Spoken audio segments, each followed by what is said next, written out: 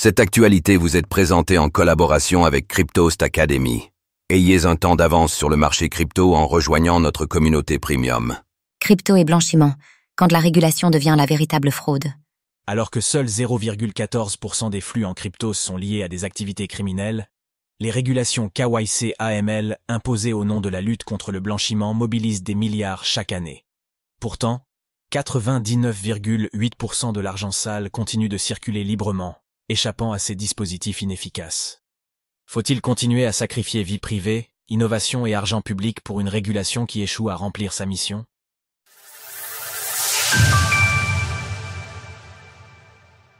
Quand les cryptos deviennent le bouc émissaire d'une politique aveugle, Aujourd'hui, environ 6 millions de Français, soit 10% de la population, possèdent des crypto-monnaies. L'actualité nous l'a montré. Ces personnes sont autant de proies qui deviennent facilement identifiables à cause des obligations KYC liées aux régulations AMLR et lois narcotrafic. Mais est-ce que ces lois sont vraiment efficaces? Les médias désignent souvent les crypto-monnaies comme les complices idéales du crime organisé en raison de leur présupposé anonymat qui anime l'imaginaire collectif. Cependant, selon l'expert mondial sur le traçage de Cryptos Chainalysis, sur l'année 2025, seulement 0,14% des flux en crypto-monnaie seraient liés à des activités criminelles, contre 0,60 et 1% en 2023. À titre de comparaison, la Cour des comptes estime que le blanchiment en monnaie fiduciaire représente environ 3% du PIB mondial. Autrement dit, les criminels utilisent que la monnaie traditionnelle environ 20 fois plus pour le blanchiment d'argent et probablement 1000 fois plus en volume. Comme le remarque Renaud Lifshitz dans sa lettre ouverte aux députés de la République française, cette tendance n'est pourtant pas traduite dans les priorités législatives. Nous pouvions nous attendre à un renforcement de la lutte contre le blanchiment classique, mais l'attention politique se porte sur l'univers crypto. Comme nous l'expliquions dans notre article sur la criminalisation de la vie privée en Europe, en plus de porter une logique juridiquement douteuse, la loi narcotrafic met en danger la vie des utilisateurs de crypto à travers l'exposition de leurs données. Renaud Lifshitz, expert en cybersécurité depuis 20 ans, explique n'avoir jamais connu une situation aussi catastrophique que depuis septembre dernier.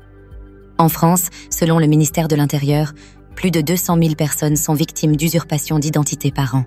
Ainsi, compiler des fichiers combinant identité et adresse blockchain deviennent des bombes à retardement numérique. un arsenal réglementaire ruineux et inefficace. Du côté des régulateurs, la lutte contre le blanchiment, AMLR, via les dispositifs KYC LCB-FT, est souvent défendue au nom d'une certaine vertu morale. Mais en pratique, les résultats ne sont pas au rendez-vous, puisque selon les Nations Unies, 99,8% de l'argent sale continue de circuler librement. De plus, selon Ronald F. Paul, chercheur en politique publique, l'impact réel de l'AML sur la criminalité financière est inférieur à 0,1%, a-t-il écrit dans le Journal of Policy and Practice. Les données sont mal validées et les incohérences méthodologiques sont nombreuses, de sorte que les résultats ne peuvent pas être définitifs, mais il y a un énorme écart entre l'intention politique et les résultats. Ronald F. Paul. Ces résultats semblent plutôt faibles, surtout lorsque l'on sait que les États-Unis mobilisent 26,4 milliards de dollars annuels pour suivre des objectifs, pour un rendement de seulement 2,2 milliards de dollars saisis, dont une part significative n'est même pas liée à l'AML. De plus, on estime que le coût de la conformité AML est 100 fois supérieur aux fraudes qu'elle permet de prévenir. Les banques, les contribuables et les citoyens ordinaires pénalisent donc plus que les entreprises criminelles. Dans l'actualité, l'Europe rend-elle Bitcoin illégal sans le dire?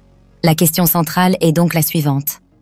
Pourquoi persister dans une stratégie qui échoue objectivement à atteindre ses objectifs, tout en causant des dommages colossaux à la vie privée, à l'inclusion financière et à l'innovation technologique? Si vous souhaitez soutenir cette réflexion, la rédaction vous invite à signer la pétition de Renaud Lifshitz afin que la loi narcotrafic soit retirée. Retrouvez toutes les actualités crypto sur le site cryptost.fr.